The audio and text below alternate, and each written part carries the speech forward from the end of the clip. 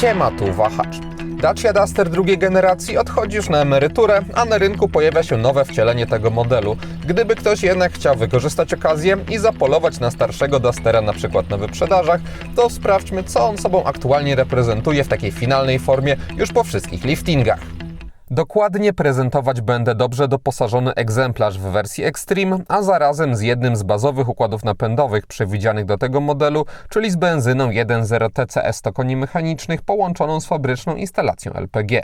Odmiana wyposażeniowa Extreme, poza po prostu dodatkami funkcjonalnymi, wprowadza też do testowanej Daci pakiet stylistyczny, który całkiem wyraźnie zmienia odbiór tego samochodu za sprawą wstawek w kolorze miedzianego brązu na lusterkach czy emblematach, a także zastosowaniu czarnych 17-calowych felg zamiast standardowych srebrnych. Extreme nie ingeruje w bryłę i na przykład kształt zderzaków, ale jak na tylko operowanie kolorami, efekt jest moim zdaniem naprawdę udany i wypada pochwalić osobę, która go wymyśliła, bo w sumie tanim kosztem auto odróżnia się od innych wersji i daje dodatkowy argument, aby jednak do Extreme dopłacić, bo wcześniej topowe wyposażenie oznaczało po prostu większą ilość elementów na pokładzie bez takiego wyróżnienia stylistycznego.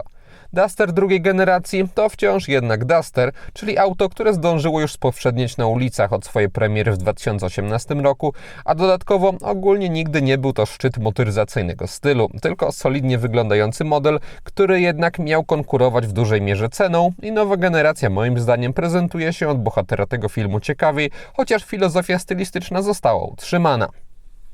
We wnętrzu Extreme również oznacza kolorowe wstawki, tym razem wokół nawiewów, ale nie jest to żadne wizualne trzęsienie ziemi i wciąż dostajemy tutaj prosty i neutralny w odbiorze projekt kokpitu, który zdążył się już zestarzeć i nowa generacja w tym aspekcie będzie wypadać moim zdaniem zdecydowanie lepiej. Widzicie ją teraz na ekranie.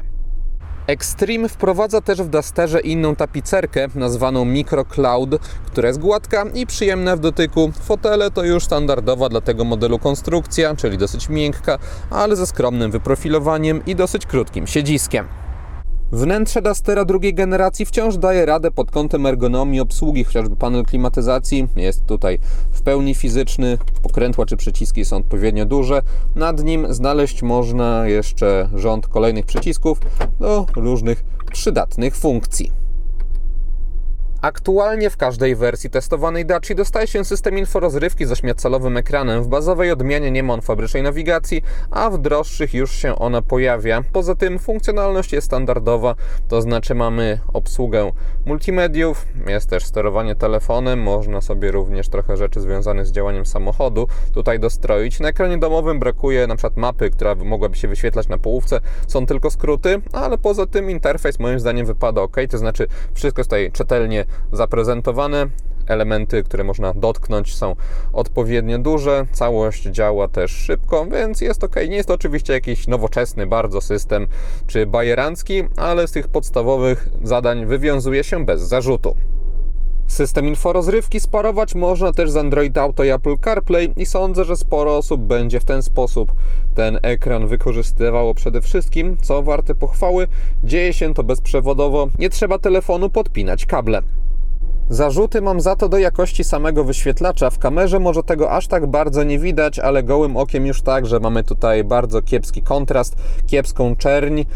Trochę lepiej wypada on pod kątem rozdzielczości, za to bardzo dobrze reaguje dotyk. Wystarczy lekko musnąć ten ekran, aby już on reagował. Nie ma za to wiele dotyku, więc żeby przybliżyć, oddalić mapę, to trzeba korzystać z tej ikonki. Taki smartfonowy gest tutaj nic nie zrobi. No generalnie jest to widać, że panel niskiej jakości i z biegiem lat z każdym rokiem coraz bardziej to razi w oczy. Niezmiennie nie jestem też zwolennikiem tych dotykowych przycisków obok wyświetlacza, ponieważ mają one bardzo małą powierzchnię reagującą na dotyk i trzeba mocno celować, aby tutaj coś się wydarzyło, a podczas jazdy takie celowanie nie jest wskazane, więcej trochę tych przestrzeni wokół mogłoby na palec reagować. Zegary w Dusterze są analogowe, z niewielkim tylko czarno-białym wyświetlaczem na środku, gdzie jednak wszystkie te najważniejsze rzeczy związane z działaniem samochodu są obecne. Nic ponadto, nie ma tutaj na przykład wskazań z nawigacji, czy też systemu audio, ale jeśli chodzi o średnie spalanie, chwilowe, zasięg, tego typu sprawy, no to można się tutaj przełączać bezproblemowo. Jak widać, są też pokazane od razu dwa zbiorniki paliwa, ile zostało w nich gazu czy benzyny. a przełączanie się pomiędzy nimi odbywa się przy pomocy przycisku z lewej strony. Dzieje się to sprawnie, aktualizują się od razu wtedy wskazania komputerów. Za sterowanie komputerem na zegarach odpowiadają przyciski z prawej strony kierownicy. Wciśnięcie któregoś z nich dłużej wykonuje reset wskazań. Z lewej strony obsługuje się tempomat. Multimedia to z kolei joystick za kierownicą, który wygląda może dosyć archaicznie, ale jeśli chodzi o swoją budowę, to nie mogę mu nic zarzucić. Jest ergonomiczny, zawsze w tym samym miejscu, wygodnie się z niego korzysta. Jeśli chodzi o ładowanie, to z przodu mamy dwa USB w standardzie A oraz gniazdo 12V. Kolejne dwa USB są z tyłu i ich ilość na pokładzie wypada pochwalić. Zganić wypada za to fakt, że wszystkie są w standardzie A, chociaż jedno czy dwa w standardzie C powinny być. Duster drugiej generacji, którą prezentuję, kosztuje od 79 900 zł i co rzadko spotykane w dzisiejszych czasach, nowe wcielenie nie będzie droższe i jego cena startuje od dokładnie takiej samej kwoty, z tą jednak różnicą, że za 79 900 zł w Dusterze 3 dostaje się już wariant z fabryczną instalacją LPG, podczas gdy stary model ma wyjściowo TCE 90 koni bez gazu, zatem pod tym kątem można mówić wręcz o obniżce ceny i to sprawia, że moim zdaniem trzeba znaleźć dobrą ofertę na starego Dustera, aby był on konkurencyjny względem następcy. Obecnie na przykład można liczyć na do 7500 zł rabatu za egzemplarze z 2023 roku. Duster, którego przedstawiam, może też kusić klientów poszukujących diesla czy mocniejszej benzyny 150 koni mechanicznych, wyposażonej opcjonalnie w automatyczną skrzynię biegów, ponieważ w nowej generacji te układy napędowe niestety wypadły z palety, za to wprowadzona została hybryda, która ma stanowić pewną formę zastępstwa. Ewentualnie zaprezentowaną generacją przemawia też dopracowanie konstrukcji, bo przez 6 lat wiele z tzw. chorób wieku dziecięcego już zniknęło, a w nowym Dusterze na razie można tylko dopiero zakładać, że będzie ok. Myśląc o aucie, które prezentuję, warto brać też pod uwagę chińską konkurencję, bo takie MG ZS to może mniej powiedzmy pewna propozycja niż już ugruntowana u nas Dacia, ale analizując tu i teraz, na przykład jakość wykonania, jest to od starego Dustera po prostu lepszy samochód, a też generalnie bez obaw postawiłbym 5 zł na to, że wycena z kolei nowego SUV-a od Daci była tworzona spoglądając na cenniki chińskiej konkurencji. Wracając jednak do Dustera drugiej generacji, to wersja Extreme oznacza już solidne wyposażenie i wszystko, co widać w egzemplarzu testowym, oferowane jest w tym modelu w Extreme w standardzie, czyli poza tym, co już pokazywałem, też chociażby mamy 4 kamery, czujniki parkowania czy dostęp bezkluczykowy, zatem zestaw pozbawiony może jakichś fajerwerków technologicznych, ale za to pozwalający już moim zdaniem na przyjemne podróżowanie, bez narzekania, że czegoś na pokładzie potrzebnego nie ma. Chyba że ktoś potrzebuje podgrzewanych foteli, to one akurat są na bardzo skromnej liście opcji za 900 zł ekstra. Egzemplarz testowy kosztuje bez rabatów około 97 000 zł, a podobnie wyposażonego Dustera, tylko w wersji Journey, można mieć również za 1077 zł miesięcznie w leasingu operacyjnym u partnera Wahacz TV firmy Carlis Polska. Taka rata możliwa jest przy 20% wpłacie własnej, 4-letnim okresie leasingu i 30% wykupie końcowym, a dodatkowo wpisując w uwagach do zamówienia na stronie kod Wahacz Free, widzowie kanału mogą uzyskać darmowe podstawienie wybranego modelu samochodu pod wskazany adres. Link do oferty na Dustera wraz z kodem do skopiowania wrzuciłem w opisie filmu. Bez względu na to, jak kupi się Dustera z gazem, to można liczyć w nim na duży zasięg przy napełnionych obu zbiornikach, bo samochód mieści po 50 litrów benzyny i LPG, co przekłada się na możliwość przejechania lekko ponad 1000 km bez odwiedzania stacji paliw. Ja uzyskałem taki wynik przy jeździe w warunkach mieszanych z dominacją dróg ekspresowych, gdzie samochód przy z grubsza 120 km na godzinę spalał mi średnio 7 litrów benzyny i 9 litrów gazu. Jadąc w mieście było to odpowiednio 7 i 10 litrów, a na zwykłych drogach pozamiejskich komputer pokładowy pokazywał 5,5 litra benzyny i 7 litrów LPG. Duster z załączonym gazem ma o 10 koni mechanicznych więcej niż na benzynie i oznacza to, że jest on katalogowo szybszy do 100 km na godzinę, to znaczy setkę robi w 13,8 zamiast 15,1 sekundy. Podczas normalnej jazdy przyznam, jakichś wyraźnych różnic jednak nie zauważyłem, bo bez względu na ustawienia testowana Dacia z tym układem napędowym nie jest po prostu zbyt szybkim samochodem. Nie jest ona zarazem moim zdaniem zbyt wolna, bo podróżować w normalnym tempie mogłem bez problemów, po prostu musiałem liczyć się z tym, że mam do dyspozycji 100 koni mechanicznych we wcale nie takim małym aucie, to znaczy mającym 434 cm długości i 180 cm szerokości. Potrzebowałem też odpowiednich obrotów, aby wycisnąć więcej życia z litrowej benzyny, bo na zwykłych drogach było to minimum 2000 obrotów, a na drogach szybkiego ruchu wypadało wkręcić silnik w okolice 3,5-4 tysięcy obrotów. Nie wymaga to jakichś ostrych redukcji, bo skrzynia zastopniowana jest tak, że na szóstce przy 90 km na godzinę mamy około 2000 obrotów, a przy 120 km na godzinę obrotów jest 2800.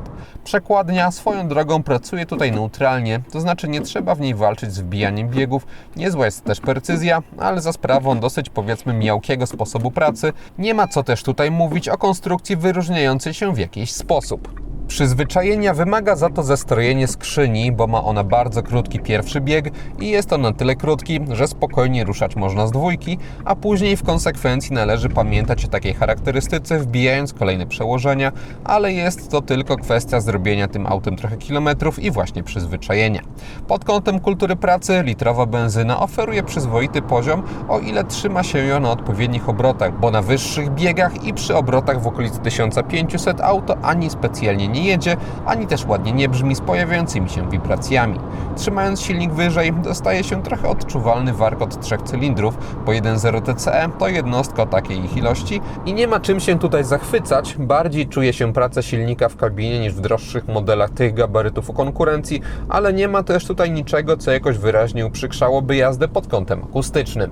Testowany układ napędowy w Dusterze został z grubsza stworzony dla osób chcących auto, które po prostu dowiezie je do miejsca docelowego i tyle, bez żadnych emocji.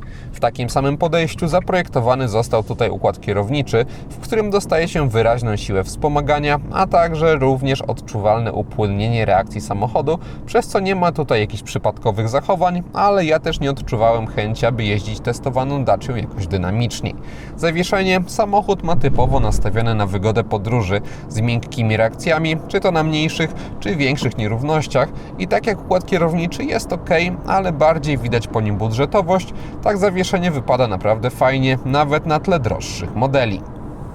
We wnętrzu Dustera dominują twarde materiały, które są też ciemne i nie podoba mi się takie podejście do kolorystyki, ponieważ jest tutaj po prostu zbyt ponuro. Te elementy trochę robią różnicę, ale są zbyt niewielkie, aby ta różnica była jakoś bardzo odczuwalna. Jeśli chodzi o jakość materiałów, to mamy tutaj oczywiście nie plastiki z najwyższej półki, ale też nie z najniższej. Robią one neutralne wrażenie, nie błyszczą się na przykład przesadnie w słońcu. Podłokietniki są wykończone tą samą tkaniną co fotele i są trochę miękkie. Jeśli chodzi o działanie drobniejszych elementów, nie mam do tego zastrzeżeń. A co do spasowania, no to naciskając jakoś mocno, pojedyncze trzaski można wygenerować, ale podczas jazdy już nic złego się nie działo. Więc całościowo pod kątem jakości widać tutaj oczywiście pewne cięcia kosztów, ale też nie takie, żeby przeszkadzały podczas jazdy. Trzeba po prostu racjonalnie podchodzić do oceny. Pilot obsługujący system dostępu bezkluczykowego ma standardową bryłę dla Daci. Jest on lekki, cienki, w ogóle nie przeszkadzający w kieszeni. Wykonany został w większości z matowego tworzywa. Są też połyskujące elementy, znacznie bardziej podatne na zarysowania. Frontowa szyba w testowanym modelu nie jest przesadnie mocno pochylona, mamy też krótkie podszybie i maskę dobrze widoczną z perspektywy kierowcy, która przy okazji ma przyjemne moim zdaniem dla oka przetłoczenia. Widoczność na boki jest dobra, z tyłu poprzekątnej pojawia się dodatkowa szybka, która poprawia widoczność. Tylna szyba jest dosyć wysoko poprowadzona, jest ona za to sporych rozmiarów i kończy się wraz z nadwoziem. Służące wsparciem gdzieś na parkingach kamery w systemie 360 stopni oferują kiepską jakość, obraz jest zamglony, taki mało kontrastowy, też rozdzielczość widać, że jest niska, no ale wciąż mamy tutaj w pełni używalne rozwiązanie, co warte pochwały. Są tutaj 4 fizyczne kamery. Niestety nie można ich obrazów połączyć w jedną całość i uzyskać widoku z lotu ptaka, tylko trzeba się przełączać pomiędzy nimi tak pojedynczo. Zapewne wynika to z jakichś ograniczeń sprzętowych, no ale fakt zostaje, że ogranicza też funkcjonalność tego rozwiązania. Niewielki opór stawiany przez kierownicę występuje również w Dusterze, gdy jedzie się z niskimi prędkościami, przez co na pewno nikt na parkingach się nie zmęczy. Opór ten nie jest jednak zestawiony z jakimiś wyraźnie żywiołowymi reakcjami i auto nie zachowuje się jak mniejsze, typowo miejskie modele, ale pod kątem łatwości manewrowania jest to całkiem przyjazny samochód. We wnętrzu Dustera nie ma żadnych dekoracyjnych elementów świetlnych, a instrumenty pokładowe podświetlone zostały na kolor biały. Jedynym urozmaiceniem są drobne czerwone elementy, chociażby na zegarach. Tworzy to tutaj mocno neutralny nastrój, ale czytelny, więc pod tym kątem ta kabina wypada ok. Tym bardziej, że wszystkie przyciski i przełączniki doczekały się swojego źródła światła. Z przodu w testowanej Daci spotkać można LEDowe segmenty do jazdy dziennej o dosyć prostym, ale ładnym moim zdaniem kształcie. Górny z tych pasków okazjonalnie służy też jako kierunkowskaz. Kierunki z boku umieszczone zostały w rzadko spotykanym już obecnie miejscu, czyli na błotnikach, i są w nich żarówki. Też obecne są one w kierunkowskazach z tyłu, za to w światłach pozycyjnych mamy LEDy i nawiązują one kształtem do tego, co spotkać można z przodu. Diody podświetlają również tablicę rejestracyjną, więc ogólnie moim zdaniem testowany model wygląda po zmroku ok. Diody z przodu w Dusterze występują poza paskami do jazdy dziennej, też tylko w światłach mijania, a w drogowych mamy zwykłe żarówki, przez co różne barwy światła mieszają się ze sobą. Światła mijania są również w odbłyśnikach, przez co ich precyzja jest średnia, moc wypada tutaj nieźle. Warto pochwalić obecność LEDów w standardzie w każdej wersji od premiery w 2018 roku, ale ich jakość robi już obecnie gorsze wrażenie niż wtedy. Z tyłu, gdy ustawiam przedni fotel pod siebie i siadam za sobą, to na nogi mam minimalny zapas wolnej przestrzeni, ale jednak kontaktu z miękkimi oparciami nie ma. Nad głową, nawet trochę bardziej się prostując, też mam niewielki zapas, mniej więcej taki. Tunel środkowy w testowanym modelu jest w skromnym stopniu wystający. Tylna kanapa w Dusterze nie została wyposażona w rozkładany podłokietnik. Bagażnik testowanego modelu ma 445 litrów pojemności. Dostajemy tutaj niezbyt wysoki próg załadunkowy, sporych rozmiarów otwór, a także regularne kształty. Na bocznych ściankach kufra dostajemy po haczyku na jakieś torby, a pod podłogą znalazła się butla z gazem. Po złożeniu drugiego rzędu siedzeń dostaje się 1478 litrów do dyspozycji i z grubsza płaską podłogę, to znaczy bez jakiegoś wyraźnego uskoku, ale z trochę unoszącymi się oparciami. Podsumowując, Duster drugiej generacji zestarzał się, ale wciąż jest to moim zdaniem auto w pełni używalne, którym ja tym razem pojechałem w trasę liczącą 500 km w jedną stronę i sprawdziło się ono w niej bez zarzutu, bo bezpiecznie dowiozło mnie do celu z odpowiednim poziomem wygody, a przy okazji nie musiałem ani razu przez ponad 1000 km tankować. Trzeba też oczywiście patrzeć na sprawę realnie i cięcie kosztów tutaj widać i model konkurencji za na przykład 150 000 złotych miałby lepsze głośniki czy bardziej dopracowany układ kierowniczy, no ale nie każdy to 150 000 złotych ma, a tutaj za mniej niż 100 000 dostaje się solidne, nowe auto. Wciąż jednak obecnie poważnie rozważałbym poczekanie na nowego Dustera i sprawdzenie go na jeździe próbnej, bo zaoferuje on wyraźnie nowszą konstrukcję za podobne pieniądze. Wszystko zatem zależy od kwestii finansowych i tego, jaki kto potrzebuje silnik. I to wszystko, co przygotowałem o Daci Duster. Dziękuję za uwagę i mam nadzieję, że i test się podobał. Jeśli tak było, zachęcam do dania temu filmowi łapki w górę. Będzie mi z tego powodu bardzo miło. Zainteresowanym przypominam o Carlix Polska ich ofercie. Jeśli ktoś nie ma, to zapraszam również do subskrypcji kanału, ponieważ kolejne materiały na Wahacz TV pojawią się już wkrótce. Na razie!